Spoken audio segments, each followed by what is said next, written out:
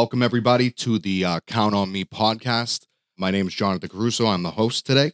And with me, I have the awarded top trucker of the year for 2023 for Southwind, Rashad Bey. Rashad, if you would just introduce yourself, tell people who they're messing with today. Yeah, so I'm Rashad Bey. I'm from North Philadelphia. Came out to Boston about 2 years ago. And since I came out here, I just been trying to figure out pretty much a career path or something that's going to bring me where I need to be. So I've been out here for 2 years. First came out here doing like construction, doing that for about like 6 months or so. Thought to myself, I need to figure out something else for myself because construction is pretty slow in the wintertime. So I was like, I need something all year round. Applied on Indeed, seen 1-800 got junked, didn't know nothing about the company. Here I am now, a year and a half later. I didn't expect this. It just takes time and effort and just putting in the work.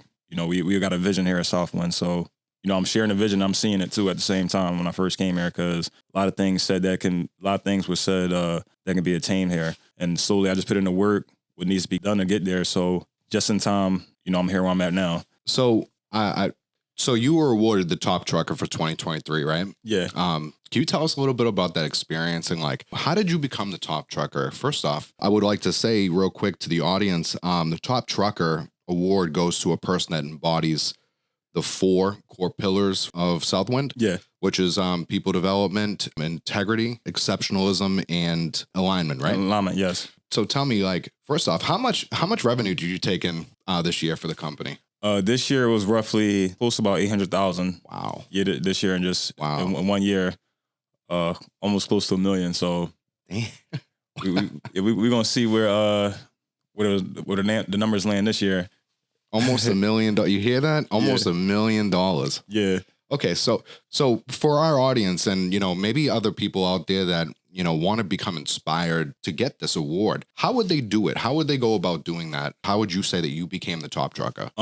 Pretty much just wanting something better for yourself and actually putting in the work to get there, to have something better for yourself or something different for yourself. Because when I first came here, we all start off as a wingman.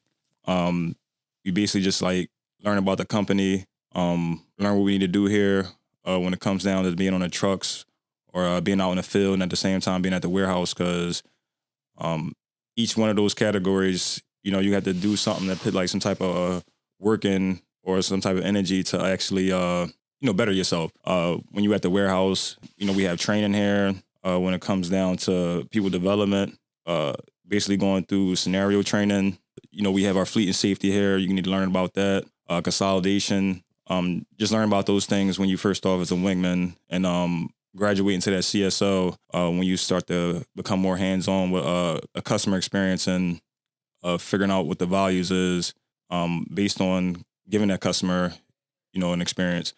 And slowly I became, senior sales leader. And that just comes with having 6 months of your metrics in the blue, 6-month streak, and also being a part of a team too as well. So that's like fleet and safety, people development. You're a part of people in development as well. Yeah, I'm part of people development. So that's one of the things that led up to me becoming a senior, joining the team. Awesome. And also in leadership class too at the same time. Leadership class. Recently I just applied for the entrepreneurship class too as well. So there's a lot of things here to offer to grow here. Yeah. Cause a lot of coaching opportunities here. Everyone wants to see you do better for yourself. At the same time, you gotta want it for yourself or somebody else want it for you. So, that's one thing that I got out of, you being here, just paying attention, always open to feedback, being open-minded, cause we all here to help each other out. At the end of the day, we all here to help each other grow. Yeah. Absolutely. How long did it take you to become a CSL when you first started? When I first started, it maybe took me about 2-3 months. Because even when I got here, when I was a wingman, they gave me the clipboard. Because after a while, it was just so many jobs. Like last year, we had over 100 jobs daily. So sometimes, CSLs might call out. So we also need people to go out there and quote. So they gave me the clipboard and was like, look, man, you ready for this? I went out there first week. I did amazing because I always just been in the customer service field. So I always just been kind of attentive to just knowing, what customer needs is and, how to help them based on those needs. And just here, it just elevated it even more. More hands-on customer service and, also learning about, sales at the same time, eyeballing things because, sometimes when we take items, we got to know exactly how much volume we'll take up on the truck and so forth. So The training here is just like whatever you want to do, not even just here at 1-800-GOT-JUNK. Anything you try and do even for yourself privately is things here, or people here, I should say, that can help you out with that. I just want to say something real quick because firsthand I've seen, you out in the field. Mm-hmm. And one thing I've observed about you, man, like this guy comes in with a smile almost every day. Right. You come in, your energy is always up. Mm-hmm. And I think that's very important. But even that translates to the customer, I do believe. Right. Yeah, it does. And, just watching you in an interaction with a customer, it's almost like the sales aspect of that is completely wiped away. Mm-hmm. Right. It's not even sales anymore. Yeah. It is literally like that customer is now you were there. You're their family almost in a way to you. Yeah. And I've saw that, quite a few times working with you. And I definitely admirable, bro. Mm-hmm. Admirable. Because I think a lot of people, when we go into the field, I think that a lot of people that don't quite have it yet, Mm-hmm. they're just going in there thinking it's a sale. Yeah. And I think that the whole mentality needs to be wiped away. Would you agree with that? I'll definitely agree with that. One valuable thing I learned, and that's from a PD member and a senior sales leader, Pastor Dave.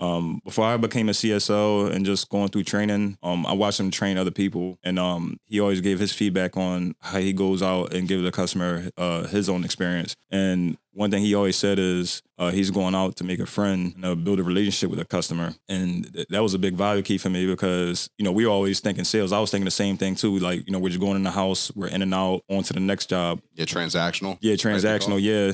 Yep. So over time, I just analyzed that. And I seen based on his actions, or him speaking that, it basically reflects his actions because if you look at his metrics and his numbers, it speaks for itself. Yep. He was always up there, high rev, top trucker status, like every month since I've been here. So I just took that value key from him because, he puts in the work and his results show. So that's one value key. You got to have high energy. You actually got to talk to the customer personally, get to know them, to a level, and you just want to make them comfortable because we're at the end of the day, we're strangers coming into their house and just really getting to know them, having them talk about themselves, their family, like what they're going through. Yep. Talk about, even relevant things happen too, like where we can help them out, move things around if they're moving out and we take out multiple things of furniture. They got like some boxes upstairs, something like that, offer like, hey, we're finished the job and so forth. Would you like us to help you move some boxes from the second floor to the first floor? So you don't have to like do as much work and like, people, that goes a long way. People appreciate that. And one thing I always have in mind is just to exceed customer expectation of us, rather than just being a junk removal company. We're here for them. Like it's about customer service, and once we provide that, that's when we have repeat customers, good scores, and good ratings. I can agree with that. Mm-hmm. When I first came into this company, I saw how important that is to actually build that relationship with the customer. Mm-hmm. But then you really fall in love with that, right? Yeah. That's like the vibe. That's like really why this company, it blew my mind when I first came here. Yeah. Because of the fact that, you're going in, you're interacting with so many different people, different walks of life. And then you're there to literally, you're almost saving their life for a minute. Yeah. You know what I mean? Mm-hmm. In fact, it can even translate to even longer than that. Yeah. Right? To, lifetime customers, and not only lifetime customers, but they actually might even just call you. Yeah, exactly. As a friend, right? Mm-hmm. Exactly. I recently just got my own business card. Oh, nice. Yeah, AB and Sean, they basically got that drawn up for me, and I basically use that too as a tool where I can get that to them at the end of a job or before a job or so forth. And since they have that, they'll always think about me if they ever need any help or any assistance with anything. Not even just taking the junk away. Sometimes customers might call us to help them move items from one house to another.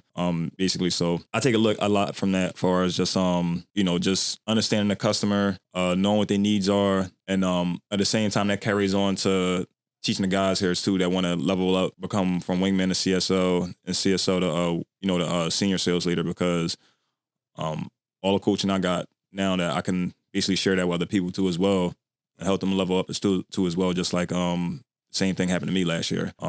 Start off at the beginning and then just work your way up. That's just a way of life, or just getting into any business. Either it's going to be working for the business or working for your own business. You got to start off somewhere. Mm-hmm. Work your way up. Yeah, exactly. Right. So you were saying that Pastor Dave, he kind of like, he showed you a couple value keys in the very beginning, right? Yeah. So would you say that this is for the other guys that are trying to like become inspired to like maybe get to this position? Yeah. Would you say it's very important for you to have a role model? It is important to have a role model. someone that you can look up to, and someone that actually, live a certain life that you want to live, and be able to also ask that person questions too, if possible. Even some role models people might never even met before, or never even seen before. But they role models. It can be role models based in their literature, based in videos and things that they do to further themselves, further their community, or further their family.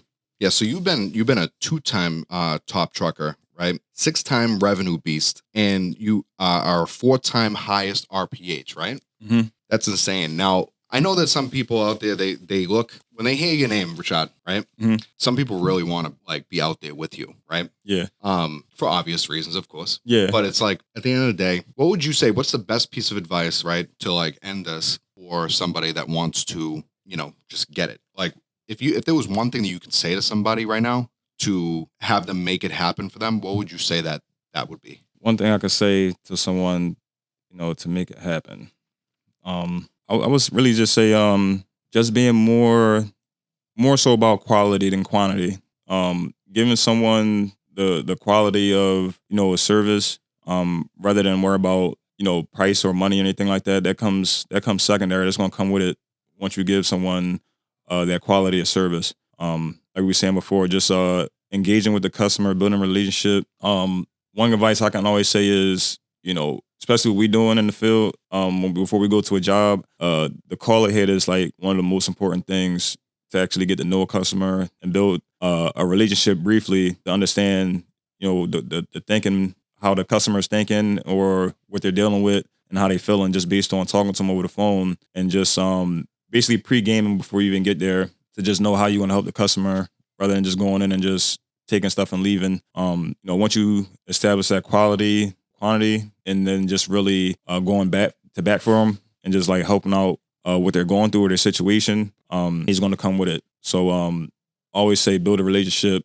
before building, a price, for the customer. So people pick up the things, because even in my past, I actually had people that's actually like in a psychological field, like therapists, people that work at mental health, so they actually understand, people, or they can like fill out a person before, you really actually even have a deep conversation with them. And actually had people that was in that type of field that actually talked to me and was like, oh man, you're a very nice person. Like, when I was talking to her over the phone, and something like that, I exceeded their expectations. They didn't expect me to offer them a coffee over the phone, to even ask them if they need help moving any things before I even get there to start a job. It's super important, I feel like. Just thinking about all things you can do to help this person out before even thinking about, money or anything like that. Because that's going to come with it, because they're going to see that you're genuine enough to actually help them out with their needs, rather than just coming there. So people pick up on that. I would say that one thing for sure. Just build that value and that trust with that customer, and everything else will come with it. All right. Well, I just want to say thank you. Right. You've been a great candidate for this. This is the very first episode of the Count on Me podcast. I couldn't think of another person that would be better suited for this. Yeah. And I just want to say it's been a pleasure, and congratulations again for getting that award. It really means a lot to everyone here as well to see one of our guys at Boston North and Central just really make that move. So yeah, again, thanks, man. I appreciate this, man, for sure. All right, guys. So that concludes first episode of the Count on Me podcast. We will see you next week. Peace.